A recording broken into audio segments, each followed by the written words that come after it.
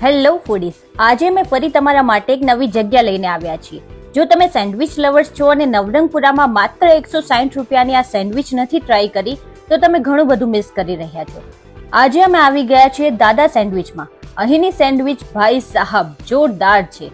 અહીં અમે દાદા સ્પેશિયલ સેન્ડવિચ ટ્રાય કરી છે, જે ચીઝ અને પનીરથી ફૂલ્લી લોડેડ હતી.